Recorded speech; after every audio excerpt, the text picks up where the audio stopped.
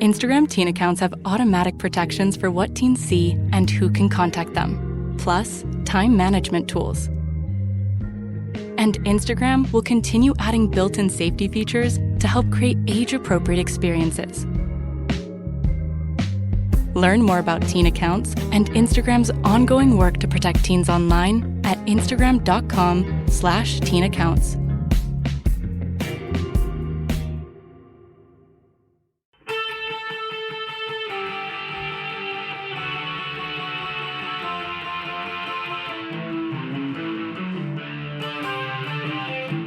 This is the Daily Blast from the New Republic, produced and presented by the DSR Network. I'm your host, Greg Sargent.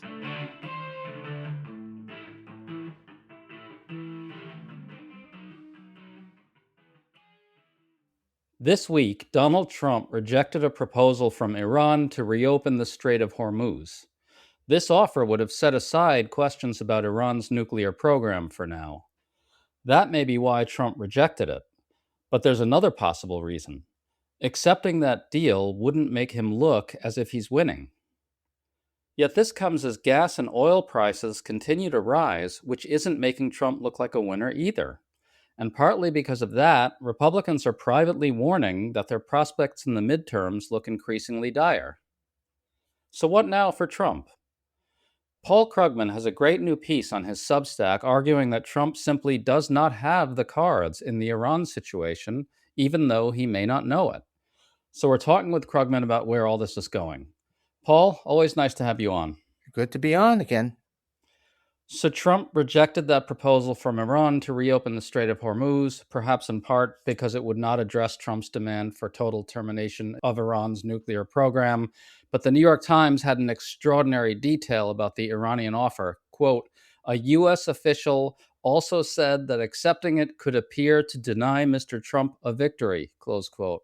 Paul, apparently that's the single most important factor in all of this, right? That's what's been holding everything up. For most of us, by about a week into the war, it was obvious that basically America lost. But Trump cannot bring himself to acknowledge that. And he's been trying, he's threatening to bomb them back into the Stone Ages, and he's been threatening war crimes, and he's been imposing counter blockades against the blockade, all of which seems to be because he cannot seem to accept that actually he screwed up badly. There is no good outcome for the United States here. All we can do is accept something that actually leaves Iran stronger than it was, but he won't do it. Well, we just learned that gas prices rose on Tuesday to the highest level in 4 years. It's well over $4 a gallon on average. Brent crude is over $100 a barrel again.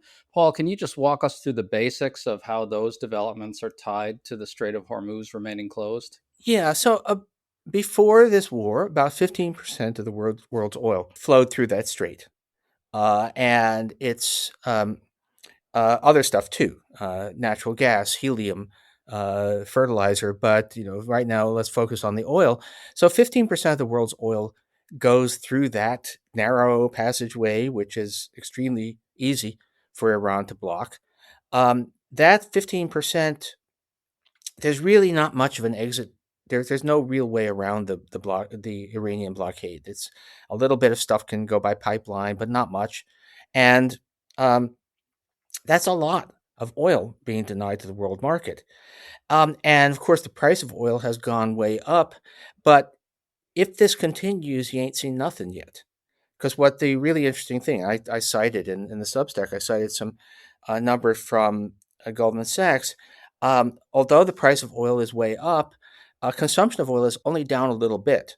And mostly what's happening is that they're drawing down inventories of oil, that people who have oil in storage tanks, oil that was already on tankers is being used up, which is all happening out of the belief that the strait will reopen soon and prices will come down. And as people start to realize that that's not about to happen, which has been happening just over the past couple of days, then the prices have to go much, much higher. Basically, the price of oil has to go high enough to inflict enough economic damage that we have to somehow or other stop reduce the consumption of oil by another 11 million barrels a day. Convenient thing is that right now world oil consumption is about 100 million a day, so that's also about 11%. And it takes a huge price increase to do that. It's not easy to wean yourself off oil, in the matter of weeks, which is what we're kind of expecting what has to happen. So this can get much. It's ugly already.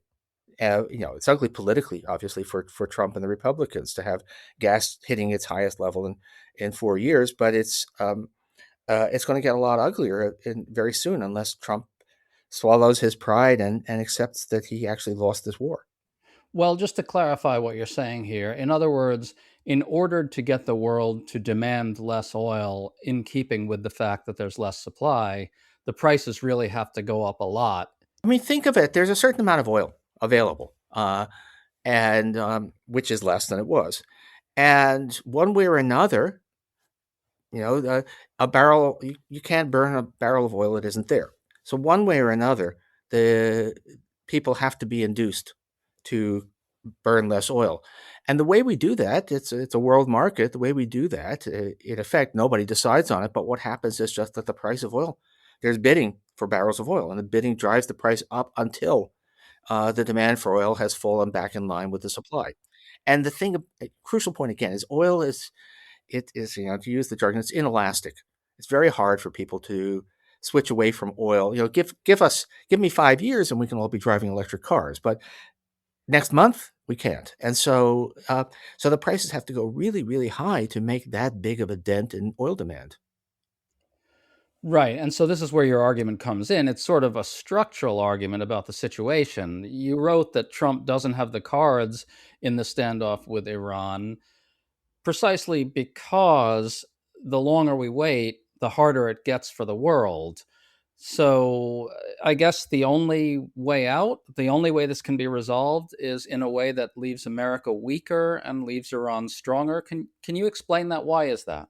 Yeah, I mean, basically, Iran clearly still has the ability to block that strait. It's, they have drones, they have missiles. The United States bombed a lot of their sites, but not enough. And these things are really easy to hide. They have speedboats, and if you want to think of a maximally vulnerable target, a fully loaded oil tanker. You know, you want to hit something with bombs that will go off with a big bang and a lot of flames. It's an oil tanker. So Iran has the ability to block the strait. And they have every incentive to do that until they feel that they're not facing an existential threat, that the Iranian regime. Um, and so the strait does not get open until Trump accepts a deal that is sufficiently favorable to the Iranians for them to start letting tankers through again. And by definition, since the strait was open before Trump started his war, Iran is clearly going to want to charge tolls on it. Iran is not going to cancel its nuclear program because they're hurting too. The United States has a blockade, and that Iran can't export oil. Neither, no, it's among the countries now that can't sell oil, and they also can't import food, which is kind of probably more important. But they are prepared to pay that price. So in this waiting game, basically they have by far the upper hand, and um, and another president would not have started this idiot war in the first place. But in any case, given the situation, would say, okay, we need to face reality. I need to face reality. I messed up, and I'm not going to get something that looks like victory out of this. But Trump, so far, won't. Well, you mentioned that there's pressure on Iran as well, and I want to ask you that. Is there a scenario where the pressure on Iran actually does matter and force them to the table on terms that are more favorable to Trump? Trump had this missive on Truth Social where he said, Iran has just informed us that they are in a state of collapse. They want us to open the Hormuz Strait as soon as possible. Is this just complete bullshit? I mean, is there a scenario where the pressure on Iran does sort of force them to the table on terms that would make Trump feel a little more like a winner or whatever the only thing that matters is. Yeah, it's one of those things where, if is this unadulterated bullshit? No, it's adulterated bullshit. I mean, there's a there is Iran is hurting.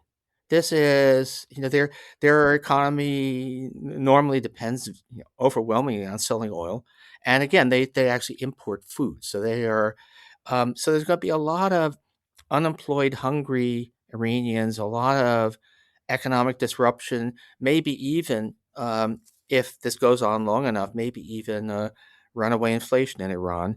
But that is not, this is uh, a fanatical, theocratic regime which is completely willing to kill its own people to stay in power. That is not going to force them to cave.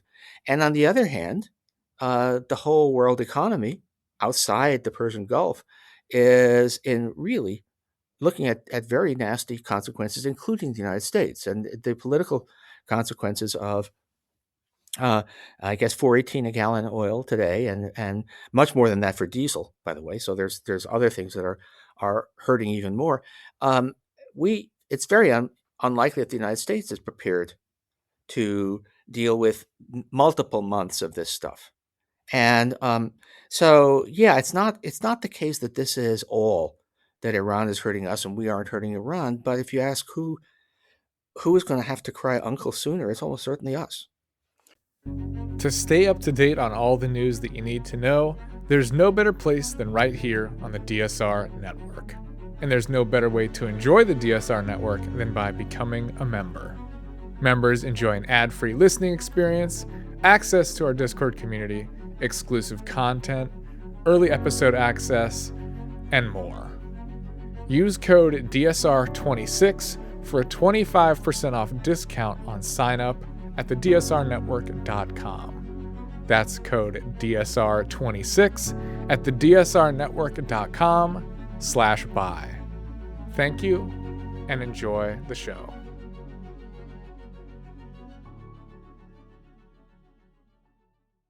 Well, beyond this one miss of Untruth Social, Trump keeps making the opposite argument in a bigger sense. He keeps saying Iran has been totally defeated. And as you mentioned, it's true that Iran's military has been badly degraded. But Trump also says the time is on his side. He doesn't feel rushed to make a deal at all. He's perfectly happy to wait until Iran submits and gives him his way. That's almost exactly verbatim what he's saying.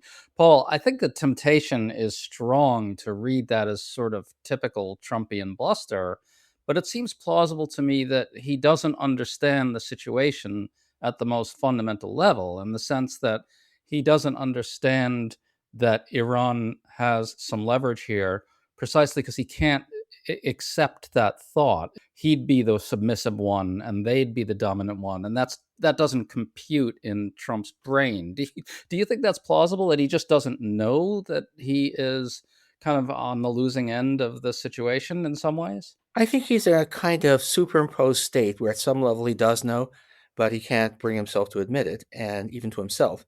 And yeah, I mean, I think we got into this mess, or he pulled us into this mess in part because he has a completely wrongheaded notion of what war is about. He thinks of, if we have more bombs and we can kill more people, then of course we have the upper hand.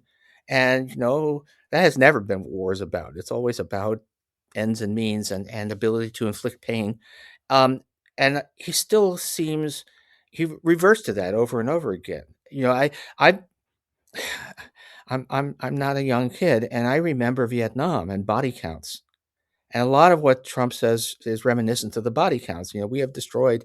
Actually, it turns out that the U.S. military is that we were much less successful in destroying their missiles and drones than a lot of the claims. But in any case, that is not what it's about. But it's not. Trump just has this. I have the ability to carry out violence, so surely I can't be losing this war if I can do violence and they can't do equivalent amounts of violence in return. Except the problem is that it's not what they can do to America's military. It's what they can do to oil tankers that try to exit the Persian Gulf. Right. In his head, he's always the winner, so he can't be losing. Isn't that the That's the basic size of it. Yeah, all of it ties together. I mean, the inability to accept that he lost the 2020 election is part of the same syndrome. A guy who can't admit that he had uh, lost a presidential election to Joe Biden is not going to be able to admit that he lost a war to the mullahs of Iran. That seems like a plausible reading. So the Times has this other report laying out how Republicans are anxious about the midterms, and the factors they cite are the war, gas prices, and affordability more generally. They're describing this with words like bleak. But it seems like Trump, who keeps saying time is on his side, as we mentioned, isn't letting that intrude on his calculations either. And yet Republicans can't push him to change course because they're not allowed to say he's not in the midst of a glorious triumph. Yeah. Paul, what do you make of that dynamic? Well, no, the moral, intellectual, emotional collapse of the Republican Party is in a way a bigger story than Trump. I mean, yeah, he's uh, a world class, bizarre, dangerous person. But what makes him able to do this is the submissiveness of his party. And yeah, I to say it's mostly I take the stuff, I just sort of roll with it. But the celebration of a guy who is an absolute disaster at presidenting. I mean, he has led more or less single handedly on his own decision and his own faith in his judgment. He has led America into one of our worst strategic defeats in our history.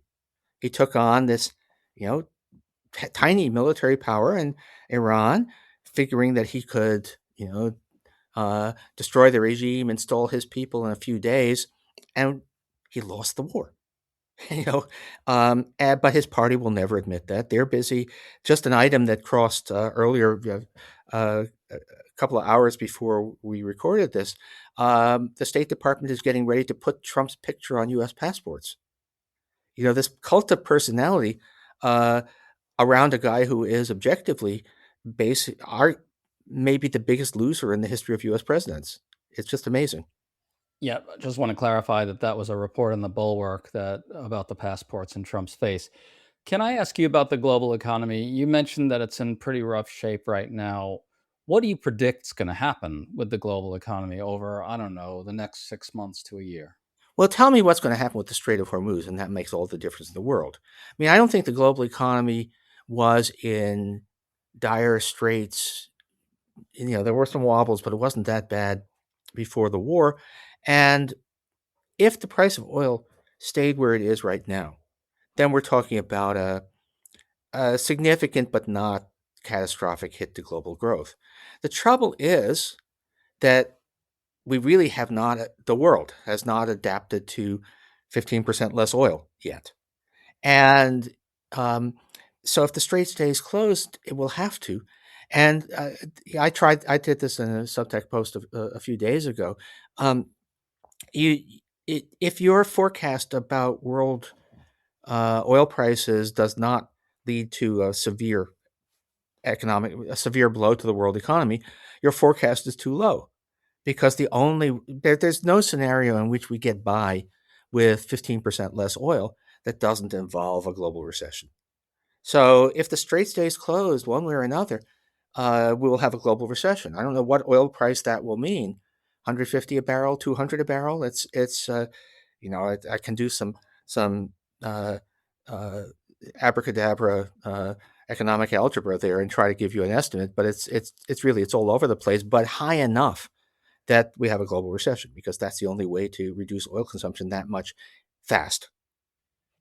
Right, and that's built into the structural situation that we described earlier, right? In the sense that Iran knows that if the strait remains closed, the global economy could very well go into recession. So that incentivizes them to not give in, right? Yeah, and it's time is very definitely on their side. I mean, we're burning through whatever oil was in storage very fast, and as that happens, the situation gets grimmer, and they're suffering too. But the time is on their side. It gives them every incentive to hang hang tough for something that looks like a victory to them. And and this is another thing where I don't think Trump understands. For him, everything is about appearance and illusion, and he's going to goose the markets and try to produce confidence. And he's done that now 4 times. He's goosed the markets by saying peace is around the corner. And the problem for him is that this ends up being about brute physical facts. The oil is there or it's not, and you can play confidence games for a while, but at a certain point, the reality of are those barrels actually on their way to markets or not is the story, and the Iranians are in control of how that story plays out. Well, maybe you can explain something to all of us. Why do the markets keep going up when he gooses them? Can you explain that dynamic? It's still something that puzzles me. It seems very obvious that Trump is goosing the markets, and yet the markets get goosed. Why? Well, that's anybody who tries to explain what the stock market in particular does is God knows. It's not, by the way, a good prediction of the future. My old teacher Paul Samuelson famously said that the market had predicted 9 of the last 5 recessions. Right? So the market has got its own psychology. And I think we went through a long period when when optimists, people who bought the dips, did very well, and it takes a while to end that psychology. Now, I think the uh, the stock market, God knows, the oil futures market is more sort of tied to concrete events, and yeah, it has. I think the problem with that market is they keep on thinking that Trump is going to be rational. So every time he says something that sounds like he might be willing to acknowledge reality, the oil futures drop because people think, oh, so he's finally ready to recognize reality, and they've done that 4 times now. Now I'm not sure it's going to happen again. At a certain point, you say, well, uh, Lucy and the football analogies seem a little too flippant for this situation, but I think that's really where it is. At a certain point, the markets stop doing that. But so far, I think to the extent that there's a story, it is that people in the market keep on betting that he can't be that crazy, and that is not a good bet. It seems like a terrible bet. Okay, just to close this out, Trump may not be winning in Iran, but he's demanding his ballroom. You made the case that he's obsessing over the ballroom because it's an easy area for him to assert dominance over Republicans and over donors who have to pay tribute to him. I just want to add something to your argument. The ballroom obsessing is clearly a problem for Republicans in the midterms. It's sort of a symbol of how out of touch he is with voters' concerns and problems. But here again, even the most vulnerable Republicans are required to go out and cultishly declare that the ballroom has to happen and that it would be the greatest accomplishment by any leader in world history. Now, that's a dynamic that's just deeply baffling, but almost sort of weirdly satisfying because their continued hagiography about Trump could screw them almost more than anyone else. Yeah, I mean, it's Marie Antoinette had nothing on Trump. I mean, here we are. People are complaining about gas prices. There's a war, and he's all he's obsessed with is his gilded ballroom. Um, and yeah, I mean, I think that for him it's an escape. He fantasizes about giant ballrooms, and for his party, the Republican Party it functions as if it was a police state.